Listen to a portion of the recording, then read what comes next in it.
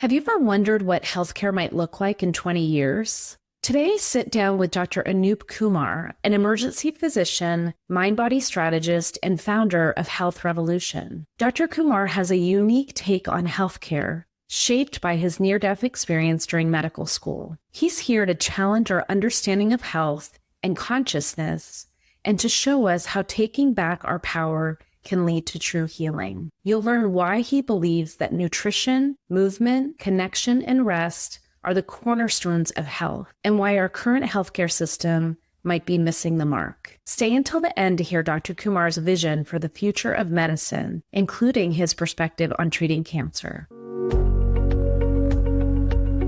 You're listening to the Born to Heal podcast, and I'm your host, Dr. Katie Deming. After 2 decades of practicing as an oncologist and caring for thousands of patients, I've seen firsthand how our healthcare system places obstacles in your path to true healing. My guests and I will bridge the worlds of Western medicine and alternative healing to help you achieve optimal health. Expect to uncover new insights, share a few laughs, and maybe even shed some tears along the way. But most of all, we'll learn how to heal from within together.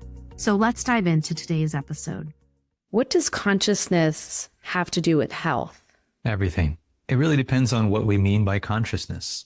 You know that in medicine, we do talk about consciousness in allopathy, but it's usually in terms of loss of consciousness after head trauma, or we talk about levels of consciousness in sedation. So we have, lethargy, obtundation, and so on. We have a stupor, coma. We have these levels of consciousness. We have the presence of absence of consciousness in terms of head trauma, let's say, or syncope when a person, quote unquote, passes out. I'd say the first question even before that is, what is consciousness? And I would say that consciousness is not just how we usually think about it as our waking state. So right now, everybody listening, we're all conscious, right? What are we conscious of? Well, in this case, you're conscious of a face and a voice. And if you look around, you're conscious of the objects in the room. And so we might classify all of this as the waking state of consciousness. For example, you're awake. But don't forget, there's an entirely different state of consciousness, which is dream consciousness, right? In the ER, we don't even think about that really. Consciousness is just the waking state. No, there's an entire dream state of consciousness, right? And there are hallucinogenic states, psychogenic states, depending on if we're doing psychedelics. And in some traditions, we even know that even in sleep, there's a consciousness. So just because we're not conscious of the external world or even a dream world, it doesn't mean we're not conscious. We know people who have been under sedation who come back and say, I experienced this and that, or I even experienced my own body, even as the surgeon was operating on me. We know people who have been in coma on sedation, including drips that are sedating them, who come back with experiences. So this tells us that consciousness is way, way more than how we usually think about it. Another thing to consider is it that our brain is producing consciousness, right? That the brain, a particular configuration of neurons and atoms put together just so, puts these little clouds that come out in the cartoons, the clouds coming out of the head, is it the brain that is producing consciousness? Well, aren't we conscious of the brain also, right? Aren't we conscious of the body? Aren't we conscious of space? So is all of this stuff in consciousness, or is consciousness made by this stuff? These are questions, these are adventures for us to go on. There's no yes and no to this stuff, right? There are entire traditions and philosophies that explore these. It's not a yes or no question. It's, what about that? What if this? Once we start this exploration, we can see that consciousness and health are intimately linked. At a very simple level, what I'm conscious of, I can do, right? So if somebody says, well, for this disease, we can do A, B, and C. Okay, that's what I do. But I'm not conscious that there's D, E, F, G, H, I. Once I become conscious of that, now I have more options for my health. Very simple level, very simple premise. Going back to the previous example though, if consciousness is not just a few puffs of clouds that the brain puts out, but if in fact consciousness is primary, not yours or my consciousness, but a fundamental kind of consciousness that goes beyond the body and the brain, then is it possible to change the body based on our state of consciousness? Now, I would say to everybody out there, of course it is. We all do that. When we go into the sleep state, the body changes. The metabolism changes. right? The types of waves, the brain waves change. So the body absolutely does change. We already know that scientifically based on the state of consciousness. When I feel happy, you'll see it on me. If I feel sad, you'll see my body changing.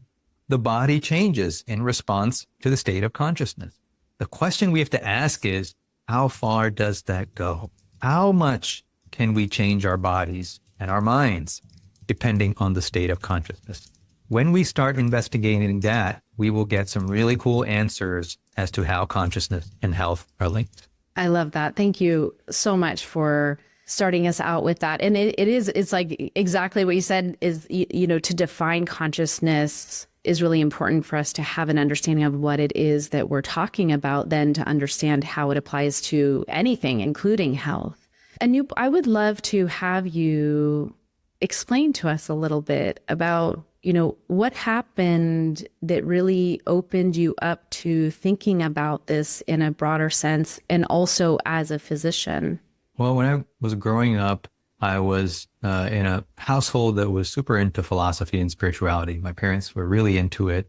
And in a sense, it was my primary education. I would always hear these things. We were always going to the local center and talking and discussing. And there was always a spirit of almost debate and adventure and exploration, right? It was never like, you have to believe this or you have to believe that. It's like, what about that? But how does the mind relate to that? And then what about what we're experiencing? And how do you... So it was all this kind of experimentation that I found very refreshing. And then you would go to school and they'd be like, learn this, A, B, C, D, reproduce it on the exam. It was just like so much less exciting. And then at some point in medical school, similar kind of thing. In medical school, I felt like it was the same kind of stuff, but it was just more of it. It was a matter of volume, right? I didn't feel like there was depth into the human being and human nature. It was just like anatomy, here's like 10 textbooks and then here's physiology. And then you're just like piling them all on. But it felt very much like elementary school, middle school, high school, same thing, just more information. And I found it just not that fulfilling, just in terms of the information. And I felt like people were much more than that. So anyway, there was this point in medical school where I was home for a break at my parents' place. And I was sitting in my room, in the bedroom I grew up in, and I was reading something. And then at some point, really unexpectedly, it felt like this explosion went off in the room. I was just sitting there and it was just like, oh, not the sound and everything, but like the lights and just the spontaneousness of it. And then it felt like, strangely enough, I was sitting in the sun. And it was a brilliant orange saffron kind of blaze, just absolutely brilliant and really nothing else. So my body wasn't there, my local thinking mind in that same sense wasn't there. Space and time weren't there. There was no passage of time and everything was just perfect. And then at some point, it was almost like I had drank enough. I was just like, look, like, oh. And then at some point I started to move through this. So it was, in retrospect, it was some kind of a portal, actually, the sun itself. And I started to move through this and I realized that if I were to take one more step, it was all over. I would have left the lifetime. There was no coming back. And that was it ever. I wasn't coming back. And just at that moment, this being of light emerged from the sun and put this kind of idea in the mind that this isn't fair and that there's still stuff to do. There's still more to do, essentially. And kind of just left it like that. And I realized that this being was correct. It just made me pause, essentially, as I was trucking through, made me pause. And tremendous, I would say, pressure let me through just to move through and finish it. But the truth of what they said just made me pause. And that's all it took. And everything re-imploded and kind of shot back with the body, with the room. And there I was sitting there in the room again. And everything had changed at that point. Like the way I saw how I would see, perception had changed, identity, what I was had changed, or what I recognized myself as, I should say. And that was the beginning of a period of integration that still continues today. Initially, it wasn't too bad. And then when I started my residency, it really became difficult for the first several months to a couple years. And it really took about 10 plus years, probably 12 years or so, to really learn how to walk again, I say, without compromising, right? Without pretending that things are the way they were, or without pretending that I could just kind of go on and pretend that things are okay in the world, in healthcare, in general. So that was the experience that kind of changed everything. And importantly, it goes on. It's ongoing right now. It's happening. And that is what compels me to communicate. And when you say it's happening, you mean the integration from that experience of what you brought from that's still occurring? Is that what you mean when you say that? The integrating is going to be all lifetime long. And just the shift in perceiving and who I am, and kind of almost choosing where in this range do I want to be, right? Do I let it go completely? Do I bring it back to earth completely? No, it's always going to be somewhere in between, somewhere in a range. And where do I want to be? What's effective? That's kind of an always ongoing process. Got it. That makes sense. And in retrospect, I've heard you describe this. So the experience that you had was a near-death-like experience. Right. Okay.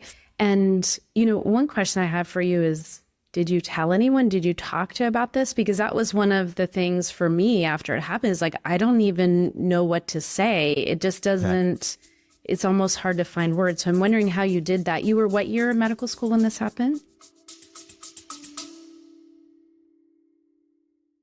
Hey, it's Dr. Katie. You may have noticed that I talk a lot about water on this podcast. After a year of research, I've learned that optimal water needs 3 key elements: filtration, mineralization, and structure, just like natural spring water. Doing all these steps to my own drinking water took me several hours a week. That's why I'm so impressed with Spring Aqua. Their system incorporates all 3 elements in one system that is basically modeling its technology after the renowned healing waters of the spring at Lourdes, France. I personally use their Wet 7 model, which offers alkalinized hydrogen water and saves me hours each week. Spring Aqua has dramatically improved hydration for both me and my family, and I believe it could do the same for you. I recently had the owner, Kenny Liu, on the show, and his integrity really shines through in this product. If you're interested in experiencing truly hydrating water that mimics nature's process, please visit the link in the episode description. I think it was the end of 3rd year or beginning of 4th year, somewhere in there. What's strange is that it's unusual that after that, so things started to settle down at some point, and I just kind of went on my life. I didn't even really think about it. And it's kind of strange to say, because when something shifts, you don't necessarily have a story about it, right? This story that I'm telling you, I probably started telling it over 10 years later, I think. I'm not exactly sure, but that was over, let's see, that's probably like 17 years ago or something. I've only been talking about it for maybe 5 years. I'm not sure, something like that. So I think I just didn't think about it because there was no thought pattern about it. It was just a shift, and then you just kind of keep on going. And the other thing is that I had heard so many things growing up, and I'd been around people who had been doing this stuff for decades. And so one of the things that I always heard is like, don't give, experiences like this too much attention. Don't pay too much attention to it. Don't talk about it too much. It's just like, it's part of the journey and that kind of thing. So that also was a factor that even when I went back and I was like, this kind of shifted. And even then I didn't really feel like talking about it because I felt it was more significant to say what is true. Like, what has that shown me? What do I realize from that? That's what I wanted to talk about, because I didn't want to talk about a big flashy experience. And it was because what happens now is I do a lot of interviews. People hear that and then they say, and then this, like, and then can you do this? And then, does this happen? And then it kind of misses the point at some point, right? So I want to tell the story. I think it's really important to show what's real, what can happen in this world, what can happen in this lifetime. And at the same time, then move on from that to say, what does that mean about us and what we're doing in this world, So I think all of those played a factor in why I didn't talk about it. I was never hesitant to talk about, I never felt like it's too weird to talk about. I just either didn't pay attention to it or just decided, I don't think that's going to really take the communication where I wanted to. Yeah. Well, and that's beautiful. Actually, just you had context for something like that, given your spiritual background as a child. So for you, it wasn't like something so unusual. This is something that maybe not that you expected it to happen, but it wasn't some like totally unexpected event. So I want to ask you, how has this shift in your perception and just the shifts overall that have happened for you, how does that influence the way that you see medicine and healthcare? The biggest thing is that, the most fundamental questions, like, I don't think we know what health is in healthcare. I remember, I don't think we know what a human being is, as crazy as it is. Like, I don't think our model of anatomy is complete or sufficient to facilitate health. Our model of anatomy, it is more conducive to disease sustenance and disease mitigation than creating health, because we model ourselves so incompletely, right? So I'll tell you a story about what is health. My first year of emergency medicine training, on a very busy night, a lot of gunshot wounds and stab wounds and heart attacks. And it was early in the morning, maybe, 2 a.m., 3 a.m., 4 a.m. And a nurse ran in with a baby. It was on top of everything else and wasn't breathing. And then we had to resuscitate the baby. And at some point, and I'm an intern, I'm just like, my mind is scrambling. I'm going this way and that way. I'm also managing a lot of other things that are happening because of that shift that happened a couple of years back, right? And all of this stuff coming to the surface. And at some point, amidst this cacophony, I realized, so it's like somebody pressed pause and everything just like paused. And it's almost like I sat down and closed my eyes and folded my legs and just went into this like deep peace. I don't think that's what physically happened. That's just somehow this is what it felt like, right? And then this phrase came, like, we don't know what health is. It was just like emblazoned on my soul, like, we don't know what health is. And I mean, I looked around, all of us are running around and doing this. And I realized that's what it is. We have something called healthcare, and we're trying to move towards something. Hopefully what we're trying to move towards is health, but we don't know what it is. It's like getting in your car and saying, well, I'm going to this place, and you don't have your GPS. You don't know where it is. You don't know the directions. And you're like, well, I'm just going to drive and maybe I'll get there. No, you won't get there, right? You'll get somewhere, but you don't really know where you're going. So that's one thing that became very clear that I could not ignore. And then the other thing, like I said, is, and then so along with that comes so many things, right? So there's corruption in healthcare. I mean, it's not that we don't know what healthcare, it's not just an accident that we don't know what health is and we're not looking into it. I look at the National Institutes of Health. What do they research? Disease. It's the National Institutes of Disease. It's not the National Institutes of Health. Most of their research is about disease. It's just like, it's so mind-bogglingly obvious, but we ignore it, right? Healthcare is not primarily about health. It's about disease mitigation. Like it or not, let's just call it what it is. It's disease care.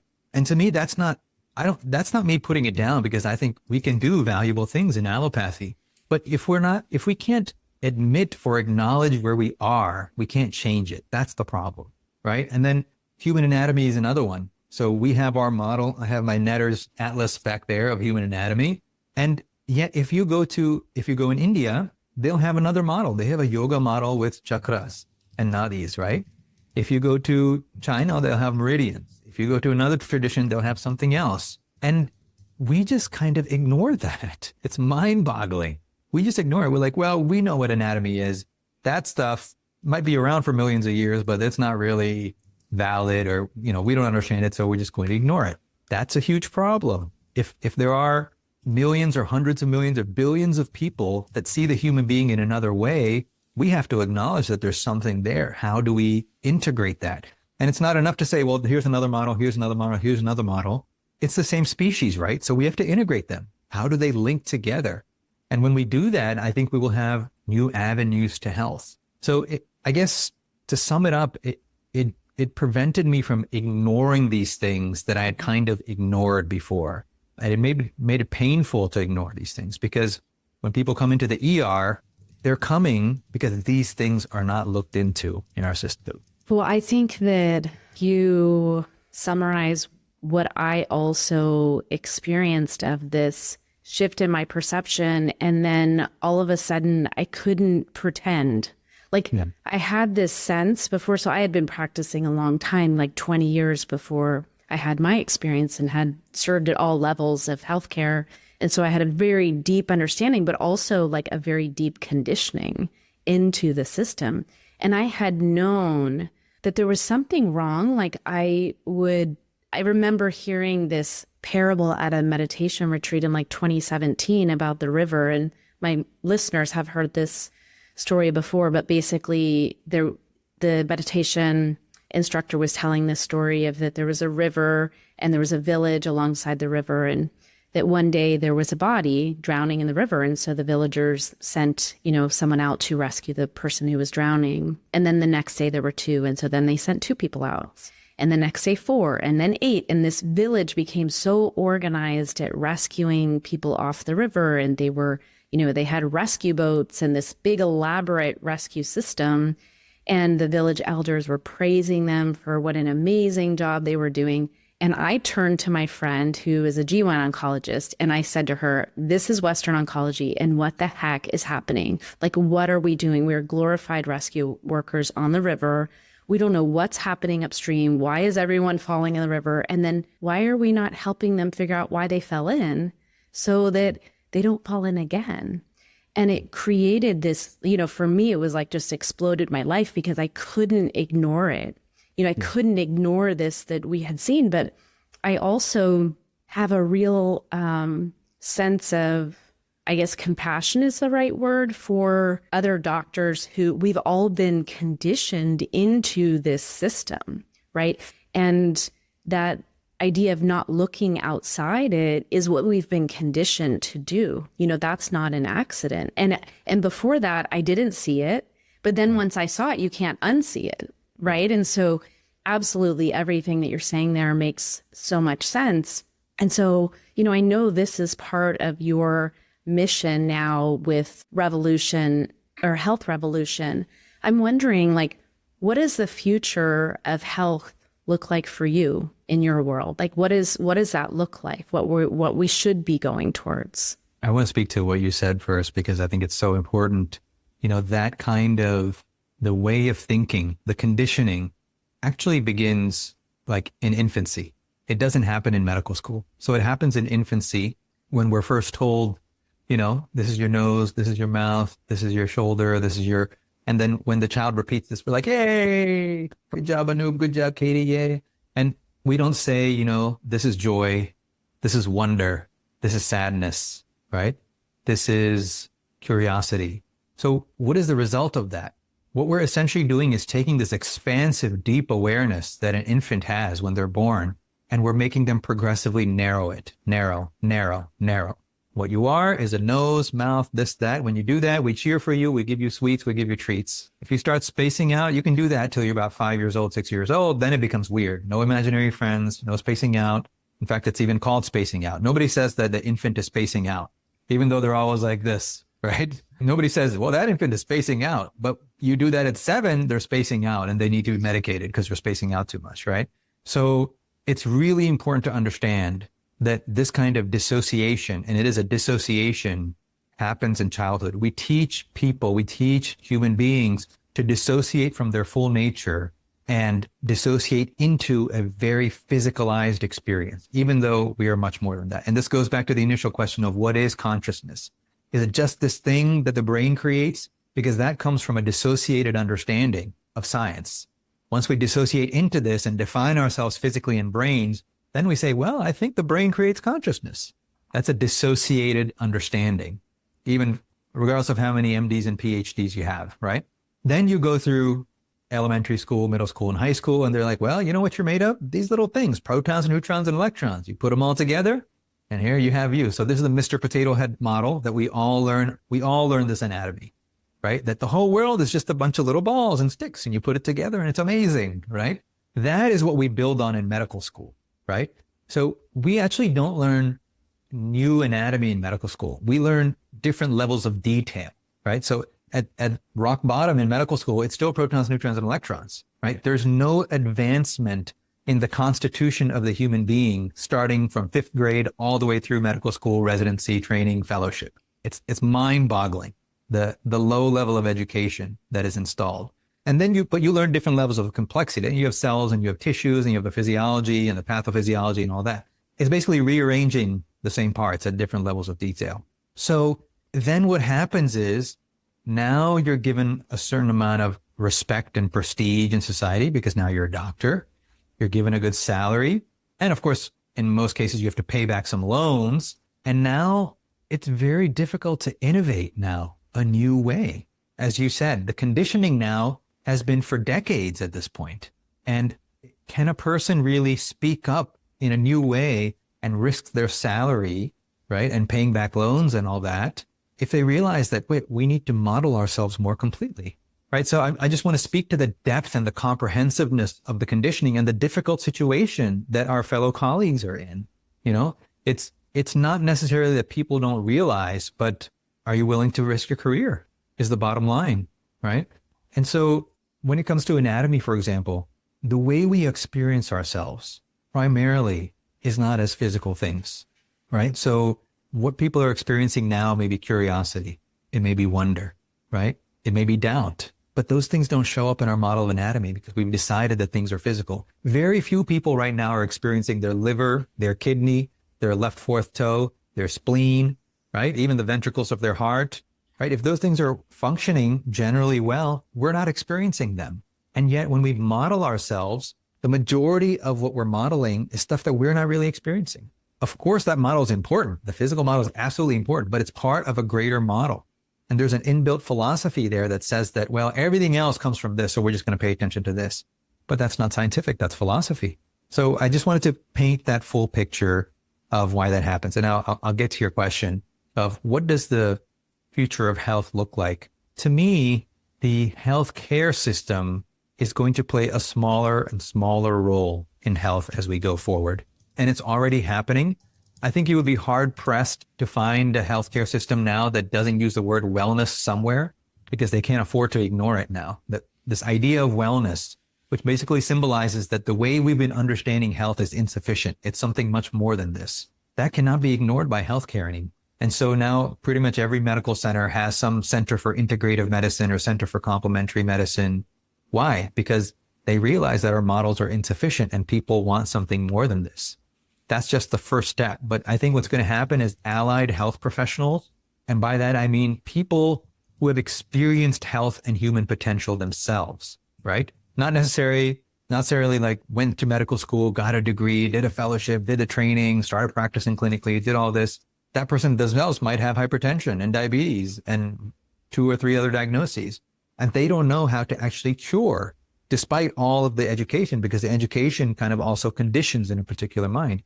On the other hand, somebody else may not have that education, but they had XYZ and they cured it and they got better. That is a different kind of expertise. I would say at least equally valuable, if not more valuable, because it's firsthand experience. You know the pearls and the pitfalls, and you can help people on their journey. I think people like that are the future of health. I think right now we're in the midst of a shift from healthcare to health, right? There was healthcare first, then wellness came along, and it's this huge field. I think those two are going to be integrated, healthcare and wellness, and we're going to move towards health. That means that fewer people eventually, as we wake up more, are going to be accessing the healthcare system. It's going to happen at home. It's going to happen with health coaches and allied health professionals. And they're going to start focusing on what we talk about at Health Revolution, which are nutrition, movement, connection, and rest. I see that people are going to understand this more and more as primary medicine, and people will begin to see that allopathy is the true complementary medicine. Allopathy is complementary medicine. It's just been kind of backwards marketing so far to say that allopathy is primary care. No, allopathy is complementary medicine. And when you use it as complementary medicine, and when you use nutrition, movement, connection, and rest as primary medicine, people are going to start to heal more and more. And that will actually raise allopathy to its true capacity to do what it can really do to help people, rather than it being used in situations when it's not the best. I love that.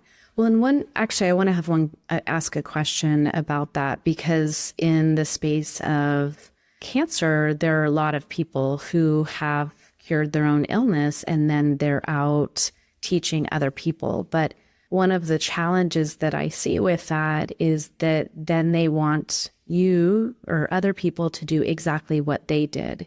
And this is one of the risks that I see, is that what works for one person may not work for others.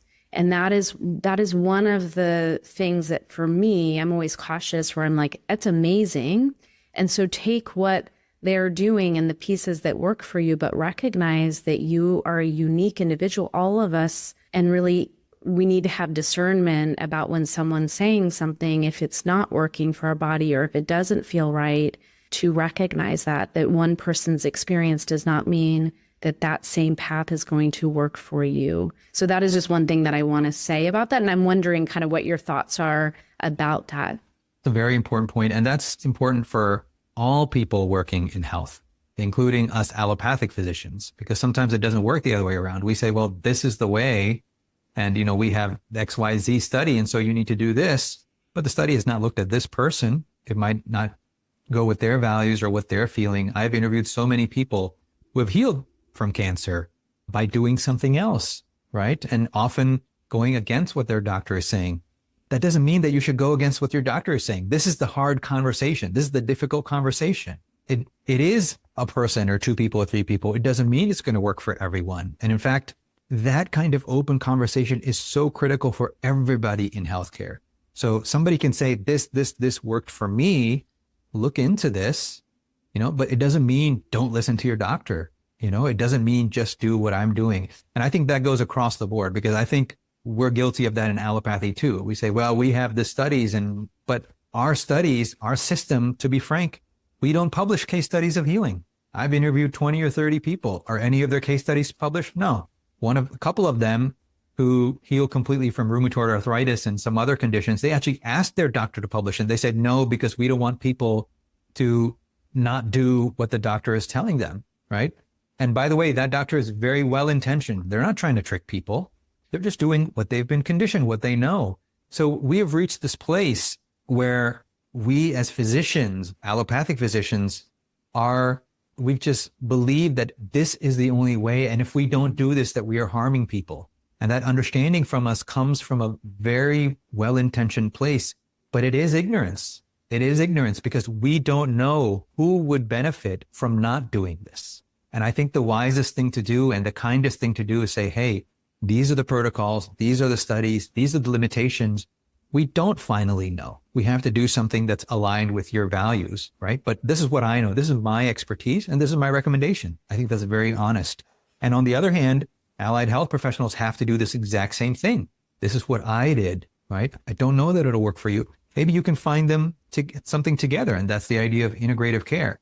That's the whole idea of flipping this idea of primary and complementary medicine, is that, nutrition, like eating processed foods, doesn't help anybody, right? I can't say, well, you have type 2 diabetes. For you, processed foods are good, or you have this diagnosis of cancer. For you, try about 25% processed foods. No, nobody needs processed foods, right? There are certain fundamentals, like going outside on a nice day for almost anybody is good, right? Bare feet in the soil for almost anybody is good, unless you have rattlesnakes right around you or something, right?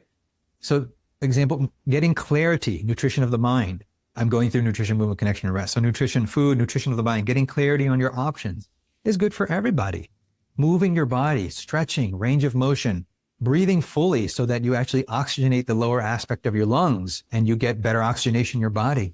This is good for everybody, right? A practice of meditation, a gentle practice where we learn to still the mind over time without self-judgment. This is good for everybody. Good sleep is good for everybody. Mindfulness is good for everybody, and so on. So connecting with people, right? Connecting with people, hugging, physical contact. So emotions, releasing emotions. So I think we have to be careful when we say, there are certain things that work and there are certain things that don't work. Yes, but we are all Homo sapiens sapiens. And there are certain fundamentals that work for all Homo sapiens. And we don't emphasize them in healthcare. That's the fact. That's why I'm saying those things are primary medicine, and pretty much everybody within reason should do those things. And if you do that, and then you add on the complementary medicine of allopathy, if and where it's needed, I think we'll have great results. Yeah, well, and exactly what you just described is exactly what I teach. Is mine, I put it, a different way, but it's basically 6 pillars that address exactly what you just described. Nutrition, movement, connection, and rest all fit in my 6 pillars. And I'm like, look, you're a human being living on planet Earth. There are certain things that your body is just designed to have: good nutrition, clean, alive water, connecting with the sun and the earth, like all of those pieces. If more of us just did that, it would be easier to heal. And that's what I tell people that I do. It's like the way, if we put the right inputs together for our bodies, we become cleaner and better able to do what our bodies are designed to do, which is to deal with any illness that arises, right? So let's just take cancer as an example. It's an imbalance of increased toxicity and decreased immune function. And basically, when that happens, you have cancer growing. But if you have an optimally functioning immune system, because someone is getting their nutrition, movement, connection, and rest, then when you have a few cancer cells, our body takes care of it, right? And so it's this piece of just understanding their basic inputs, and they're actually opposite of what we're taught in medical school. We're taught to just ignore all of that and just focus on the disease. And this is where the system is just so backwards. And I'm with you in that this is primary health. This is how you teach people about health. And then you use allopathy in the circumstances where even with doing that, you're still not getting, your body's not able to handle it completely by yourself. So all of that makes total sense to me. And I think one of the things that we have to dispel, one of the myths, is that what I'm talking about, what you're talking about, is not prevention. It is also prevention, but it's also treatment. There are people who heal from diseases with this. So it's like, this happens in good health. This happens during disease. This happens as disease is improving. This continues after disease is gone. Nutrition, movement, connection, and rest are fundamental to human sustenance and development. In that process somewhere, allopathy might show up and go away, right? That's how allopathy is supposed to be used. It's not supposed to be allopathy comes in and then allopathy. It's the new baseline forever. No, in and through that, nutrition, movement, connection, and rest are continuing. So it's not just prevention. That's another kind of marketing ploy, marketing confusion that's out there. That's like, well, that's all good. Do that for prevention. If it doesn't work, then switch to this. No, don't switch. Keep going and add on something else, right? And look into what needs to be refined in those, because there are many aspects to nutrition, movement, connection, and rest. So that's something that's really essential for anybody who has a disease. It's like this, if a plant is sick, right? And the leaves are brown, you can't just paint it green. It doesn't work, right? And if it's not getting sunshine, you can't give it some vitamins. It's not going to work. The vitamins may make it better, but it has to get sunshine. It has to get water. It has to have space for its roots. There's no substitute for those. Similarly, there's zero substitute for nutrition, movement, connection, and rest, for attending to those. That's really important to understand. No matter where a person is in their life or health journey, there is no substitute for this. There are always add-ons that we can use, and we should, by all means, we should use those. But we have to always attend and cultivate this foundation of being human. Absolutely. And I really appreciate you pointing that out with the whole spectrum, that it's not just about prevention. I mean, so I'm a Western trained oncologist, practiced for 20 years, led large-scale cancer system, believed in all of that. And I'm telling you, I'm using these principles now to help people treat cancer and eliminate it. So, and sometimes without conventional therapy. So this, it is not just about, and this is that, and also the other thing that you brought up about like wellness showing up in healthcare systems is, in some ways, I feel like it's like a false attempt at really saying we're addressing this, but they're not. Because I know as a physician, we're taught terrible nutrition, like taught to eat out of vending machines and to not eat meals and to just be completely stressed out and not sleeping and all of that stuff. It's the doctors don't even know what this means. And not because they're not smart and not because they don't want to know. It's because, again, the conditioning, that to be a successful person, you've got to ignore your own needs. But the more I've dove into this work of what really makes us well, the more I understand that I can't give you anything unless I know how to create it for myself. And that's why I took a whole year off before starting this practice to really get in touch with my well-being and my health. But most of the doctors, unfortunately, by the nature of the system, have to ignore their own needs and are not living that lifestyle themselves. So, and then when they, in the hospitals, you hear the doctors are always like, oh, the wellness program. Like, you're telling me just to like meditate for 10 minutes and this is going to solve the problem of like a completely dysfunctional system, right? Yeah. And that's where, like I said before, everybody now knows that healthcare is insufficient as it is, right? It has been, but now hospital administration, executives, decision makers, they can't ignore it anymore. You could have ignored it maybe 10 years ago or so. But now, like I said, even if you have nothing to do with wellness, you will have the word wellness somewhere in your marketing materials or somewhere in the hospital system. And you'll have some program to get people walking on the right nutrition, which is all a step in the right direction. But will you make that the centerpiece of your hospital system? And the sad truth is no. In most cases, no, because if you really do that and coach people and help people to do that, you will drop your clientele by 25%, by 50%, right? You'll have fewer cardiac catheterizations. You might not have any, very few, right? Fewer angioplasty, right? You'll have many fewer people that are coming back for repeat visits. And this is a fact, and we have to talk about it, right? That's the truth. Those are the incentives now. But we have to do what's right for people.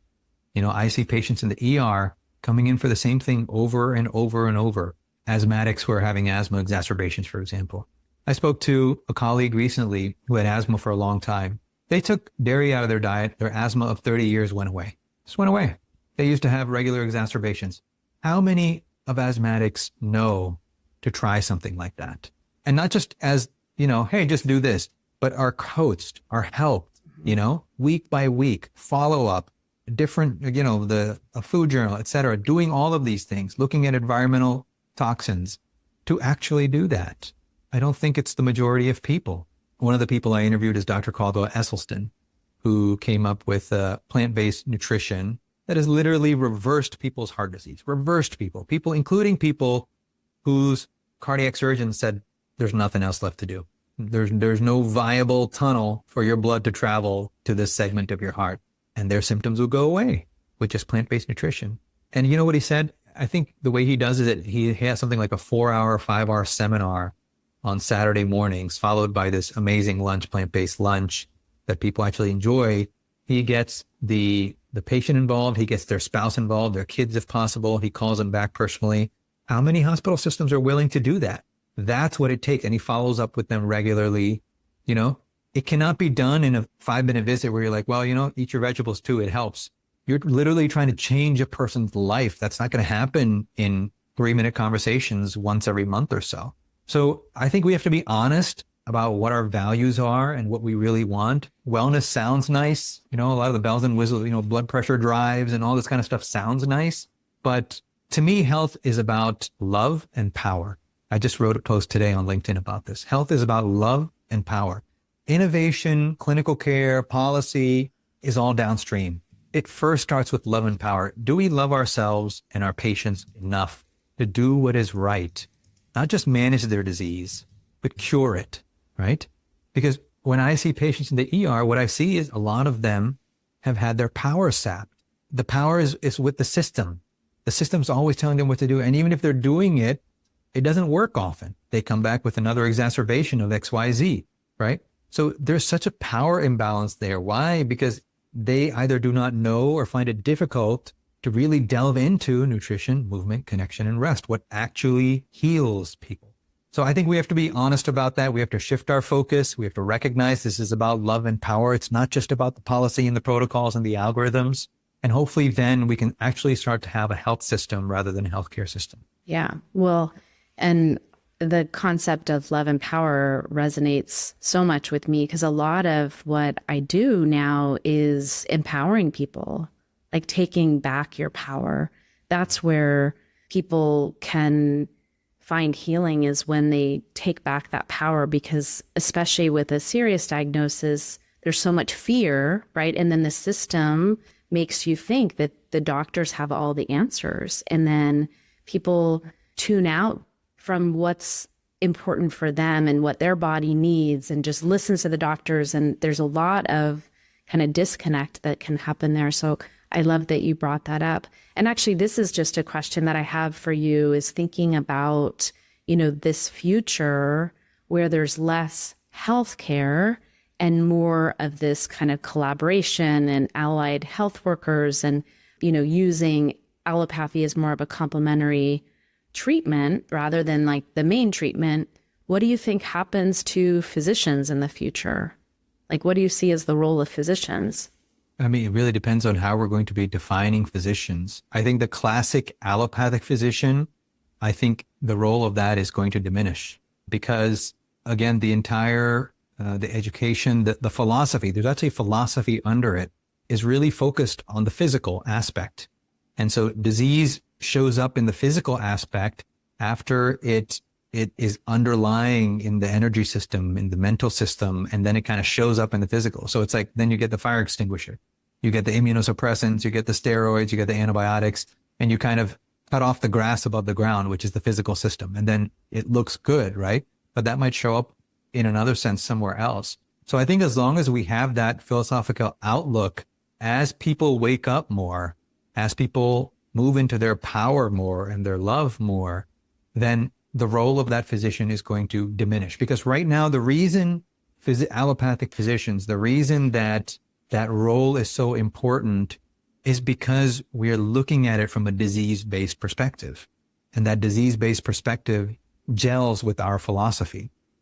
People shift from a disease-based perspective and they say, no, health is something different. Health, there's something more about that. It's not about just disease. The more and more people step into that power and demand that, the less is going to be the role of the allopathic physician, unless there's a significant change in education, which I think will happen. I think that's also part of it. But, right now it's in the form of shifting towards integrative care. Many people are leaving their clinical practices. Those are some of the early signs that we're seeing of the power shift that's happening. Yeah. Well, and I mean, the reason why I asked this particular question is, of course, what people demand in terms of their care will shift. And obviously the need for allopathic medicine would go down if people started doing the things that inherently make us healthy.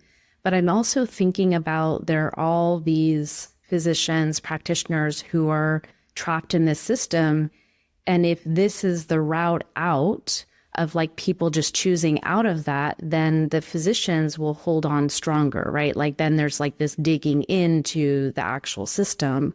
And in me, like, I want to believe that there's a way out of this with both sides working towards the same goal. And really what I see is the physicians are not necessarily the problem. They are more caught as part of the system. They've just become extensions of the system, but they are the ones who were bright and, wanted to go into medicine to heal people. But who holds the power are actually the insurers and the administrators. And I kind of would love to see the shift of power, or the balance of power shift to where the physicians are learning this kind of stuff, and that we're moving more into a space where physicians are empowered to be teaching, so that we're teaching people how things actually heal or how the body heals. And it's less about needing to go see doctors for the care. But right now it's like the whole system is so broken. But I think if we just say this, that, well, people are going to start to, vote with their money, right? Or like, I'm saying, not going to the doctor and that kind of thing, which we already see is happening. And then some doctors are leaving the system. But it's like, I wish that, or I hope for a future where we can capitalize on all of those bright minds, all of those people who have the capacity to help people get well and went into medicine for that reason. And as more people are awakening, I think that that's happening, that there is more awareness. And I hate to just have the doctors be kind of a casualty in all of that. Well, I think that's up to us. That's up to us as the doctors, Yeah. we have some truths to acknowledge. What I said about health and the lack of inquiry into health in all of medical education. It's so disease focused, right? I mean, we have anatomy and physiology, and then basically everything else is disease. Maybe embryology, initial biochemistry. But once you get to pathophysiology, is there any CME on what is health? Almost every CME is about some diagnosis and treating the diagnosis and so on, right? So it starts with us. It is our responsibility. Like you said, we are the ones who have the education, who have trained the longest, who are very influential through our lobby. We have to look in the mirror. I wrote in Michelangelo's Medicine, in my first book, I have a chapter at the end called Dear Clinician, where I write this out very clearly. We have to look in the mirror. There's no getting out of this. There's no way forward for physicians that works without us stopping and looking in the mirror and taking stock of what's happening and what we support. There's no way forward. That's just a fact. And so we have to say, yeah, you know what? We don't look into that. Yeah, there are things that we ignore. And it's really not about blame, whether it's insurers or whether it's pharma. It's like, it's really about, it's who is going to take responsibility rather than who are we going to blame. The blame it's not going to go that far. That's not going to solve the problem. But who is going to take responsibility? I think we physicians have a deep responsibility to our patients by virtue of the patient-doctor relationship, by virtue of the Hippocratic Oath, by virtue of the profession. We have a deep, profound responsibility to stand up and speak up right now in this moment. And if we do that, there will be a way forward. There will be, because we will summon that capacity. And we don't necessarily know what that will look like. But for example, if every physician just really started to focus on nutrition, movement, connection, and rest in their practice, that would be a beginning, right? You don't have to have a fellowship in some other kind of training or anything. These are common sense things. You don't have to be an expert to really emphasize to your patients every time processed food. You just got to cut it out, right? How many, do you really need studies on that, right? To get outside more, to really make that a part of our H&P and our practice, I think is critical. And it's how much we put into that. So I don't think physicians have to be a casualty at all, but that is up to us. Yeah. Well, and I just, from someone who's actually walked that path of giving it all up, and it cost me a lot. I know most physicians are not willing to just, and for me, it was, I had no choice. Like after that experience, my perception shifted and I was like, this is not true healing and I cannot do this, because I knew that when I faced the end of my life, that I would be judged. And I don't mean judged in like the capital sense. I just mean by myself, like that I would have been accountable to myself for whether I lived what I knew was true. And I'd been around, thousands of people who have died as an oncologist. And I know that they all say at the end, I wish I had just been myself. I wish I had not listened to what other people said. And so I knew that. And so for me, it was a hard decision, but one that I felt like I had no choice. And I think that most physicians, it's kind of crazy. Like, why would you give up everything? But you're absolutely right, is like, we need to take responsibility. We need to be having these conversations to, really honestly discuss, like, we are in a broken system. And I actually even think, doctors incorporating these things into their regular allopathic medicine isn't working. Right. Like, so lifestyle change, it's because the system, you fundamentally have to start questioning the way that we're doing it. Yeah. Because telling them, take this prescription and then also go do these other things and then come back and see me, it's still, we're in this paradigm of power with the doctor rather than the person who's healing. And I think, it's really important to understand the concept of the broken system. The system is broken for some people and not for others, right? So there are some people who come in with an acute injury and they're treated and it may not be broken for them, depending on how the whole insurance part goes and all of that. It may not be broken for them. For many patients, it is broken. It is broken. For the people who are making a lot of money, for them, in many ways, it's not broken, right? Or maybe it's a little bit broken. So it's not all or nothing. For the people who own major hospital systems and, who are making 7 figures or whatever it is, or 8 figures or 9 figures, it's not broken. And I think it's really important to be clear-eyed about that. I think today it's very popular and easy to say, well, the healthcare system is broken, but it's not broken for a lot of people. And that's why it's still here. And the way it's designed isn't broken.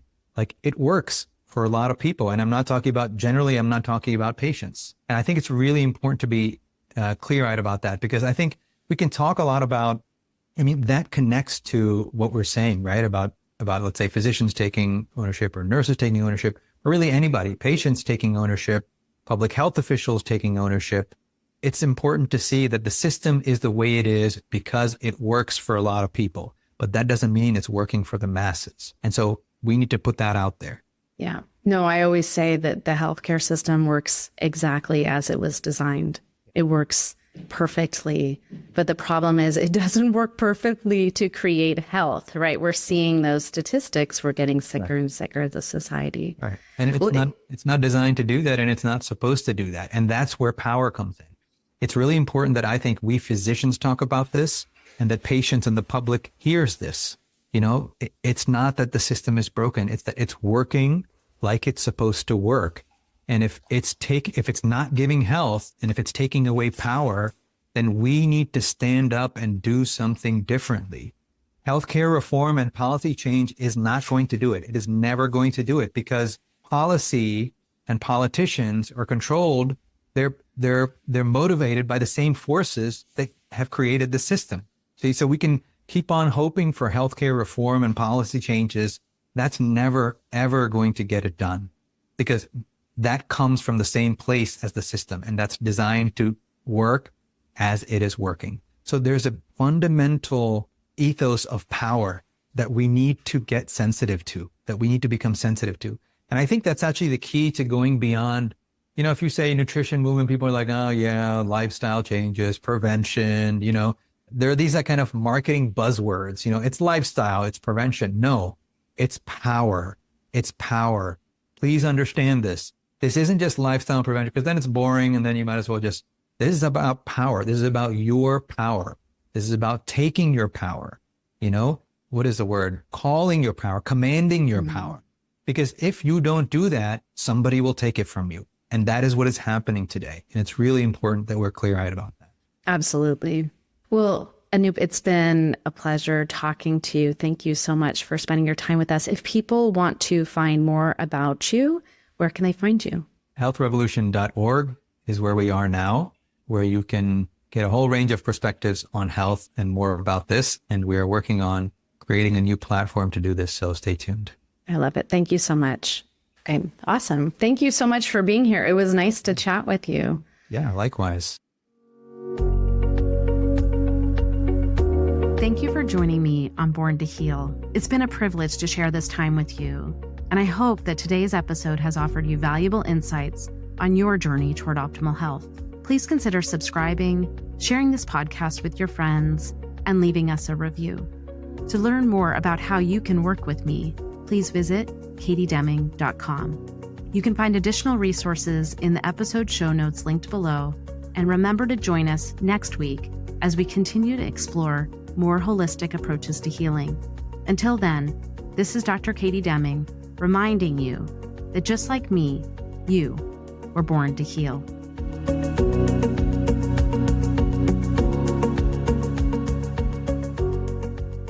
What if healing cancer didn't have to be so overwhelming and confusing? What if you could access a higher level of consciousness to accelerate healing? And what if you had a clear roadmap to follow, a path to lead you out of the fear and uncertainty?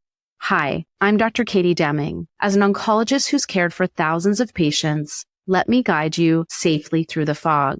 My 6 Pillars of Healing Cancer workshop series is now available, and it's not too late to join. Choose from a range of powerful workshops, each designed to support your healing journey, covering nutrition, emotional well-being, hydration, physical practices, the mind-body connection, and spirituality. Select only the workshops that align with you, or for a limited time, buy the entire bundle and enjoy significant savings. Don't miss this proven holistic roadmap to clarity and deep inner calm to support your healing process. Check the link in this episode's description to learn more and sign up today.